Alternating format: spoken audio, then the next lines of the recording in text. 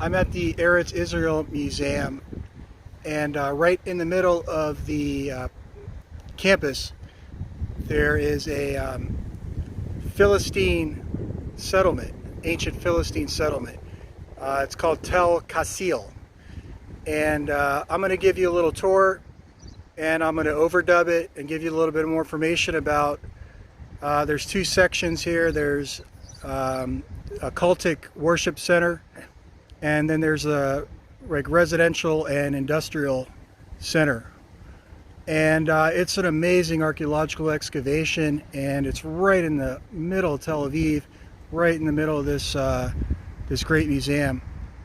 And it's a great day outside. It's getting a little bit later in the afternoon, so we don't have much light, so I'm going to try to make it look quick. And I think you guys are going to really like this. It's really cool. So I'm going to just flip the camera. Enough of me. I want to show you the site. I want to give you a little tour. And I definitely recommend next time you're in Israel to come visit the Eretz Israel Museum. And you'll see the signs. Just follow the signs to Tel Qasile. And it's a really amazing archaeological site right in the middle of the city here. So this narration is this is taken the from the Eretz Museum website on the Tel Qasile Cultic Center here.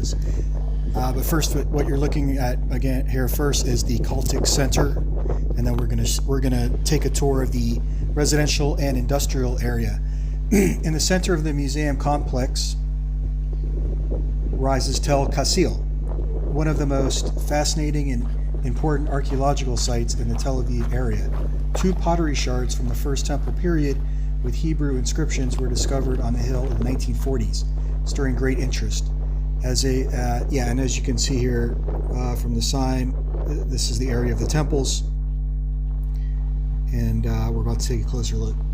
So as a result, excavations began in 1948 under Professor Benjamin Mazar and continued through the early 1990s. The dig revealed remains of an ancient port city built by the Philistines in the 12th century BCE on the edge of a kurkar, or sandstone, ridge close to the Yarkon riverbed. The city was destroyed in a major fire in the 10th century BCE, apparently the work of King David. It was eventually rebuilt and even flourished in later periods. The zenith of its development was in the 11th century BCE, when it was bursting with life and densely built according to a precise city plan. Intertwining streets divided blocks of buildings and created a partition into living quarters, work quarters, and a holy complex, which you're looking at right now, underscoring a tradition of municipal life and urban planning. The Center for Religious Rituals. The Philistine sacred complex was discovered near the top of the hill. Remains were found of three temples built one on top of the other, each an extension of the one before, a likely indication of the city's increasing population. The temples were built from sun-dried mud bricks. The walls were whitewashed and lined with low benches. On the temple floors, especially close to the sacrificial platform and storage compartments, many ritual and sacrificial vessels were found, some rare and unique. A second, smaller shrine of unclear function was discovered next to the central temple. It may have been used to perform rites to a secondary god or to the wife of the main deity, whose identity remains a mystery. Alternatively, it may have served as a sort of private chapel for the city ruler. A sacrificial altar was discovered in the latest temple's courtyard, surrounded by layers of ash covering the bones of sheep, goats, cows, hippos, and camels, apparently sacrificed and eaten on the premises. And I know we're still going through the temple complex here. But I'm going to start describing the living quarters and the restored four-room house, which you're going to see shortly. So on the southern side of the hill, the living quarters and a street stretching from east to west were unearthed. North of the street is a block of housing. South are workshops and storehouses. The 100 square meter houses are constructed uniformly. They square in outline and contain two long rectangular rooms and a courtyard, which is divided in some houses into two by a row of wooden pillars, one part covered and the other not. Thus was born the four-room house, characteristic of the Iron Age architecture in the land of Israel. One of the houses in the quarter has been restored to simulate daily life of the period.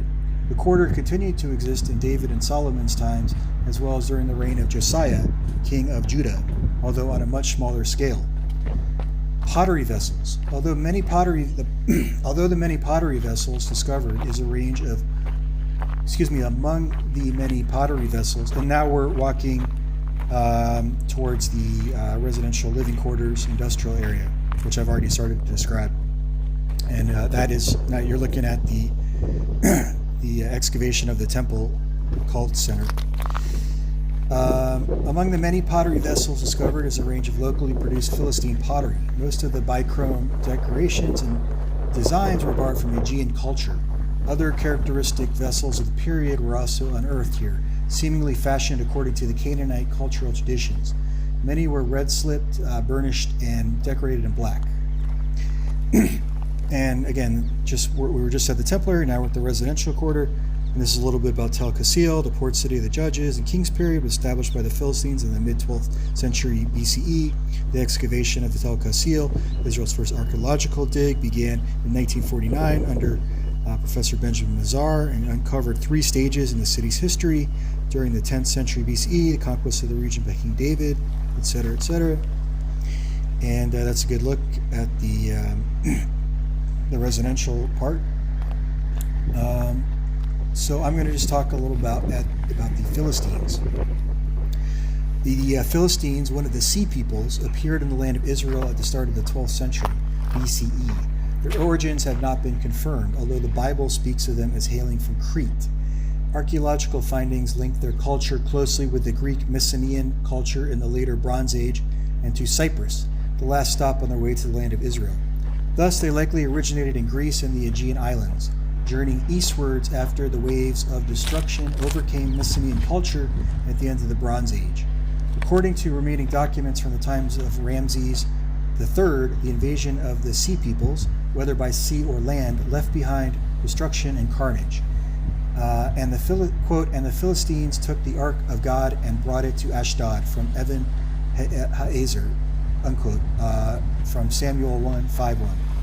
The Philistines settled in the Philistia area between the Yarkon River and the northern Negev. Bible stories tell of their relationship with the tribes of Israel, and archaeological research fills in the picture. They first served as mercenaries in Egyptian rulers' fortresses in Canaan. In the mid-12th century BCE, following the collapse of the Egyptian Empire, the Philistines became rulers of the cities. The Bible tells of 5 Philistine princes or rulers in Gaza, Ashkelon, Ashdod, Gat, and Ekron. And so yeah, we're still going, walking here through the residential industrial quarters here. And let's see if I can find a little more to tell you about Tel Qasile. So this is from Wikipedia. Tel Qasile is an archaeological site in Tel Aviv, Israel, over 3,000 years old. The site contains the remains of a port city founded by the Philistines in the 12th century BCE. It is located near the Yarkon River on the grounds of the Eretz Israel Museum.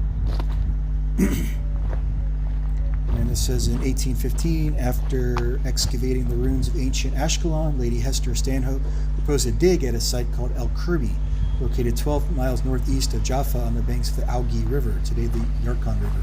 Stanhope's companion observed that, quote, there were many proofs that this district was once highly populous, unquote. Modern excavation of the site commenced in 1948 under Benjamin Mazar, who received the first archaeological exploration permit issued by the nascent state of Israel. The excavations revealed the gradual development of the Philistine city over 150 years from its founding to the peak of its growth at the end of the 11th century BCE. The sacred area of the Philistine city was unearthed to reveal 3 temples built one on top of the other. The temples were constructed with walls of sun-dried mud bricks covered with light-covered plaster. Low benches were built along the length of the walls. Many offering and cult vessels were found on the floors, concentrated mainly around the bama and in the storage alcoves of the temples. A residential block was found on the north side of the street, while in the south side workshops and storehouses were unearthed. The houses were built to a standard plan. They were square with an area of approximately 100 square meters per apartment. Each apartment comprised two rectangular rooms with a courtyard separating them. And then it says there was an Islamic Khan. Excavations in the 1980s revealed a large courtyard building dating from the Abbasid era. The building has been dated by its excavators to a period between the 9th and 11th century, though both earlier Umayyad and later Crusader occupations of the site were found. The design of the building and its position at a river crossing point indicated that it was a khan. In the northern part of the building was excavated. The rest visible as robber trenches. From the excavated parts, it is estimated, etc., etc., etc. And so we're just almost done here with the video. You can see the oil press there. And there's a silo. And again, this is really easily accessible. Just get a ticket. You got to book it in advance on the website, at least until the end of the COVID, for the Eretz Israel Museum of Tel Aviv, and then again there'll be signs right in the main grounds here. You'll find the Tel Qasile excavation, and well worth a visit. Very, very, very cool. Lots of archaeological sites in Israel, but this is one of the best. So I definitely recommend it. And thank you for watching.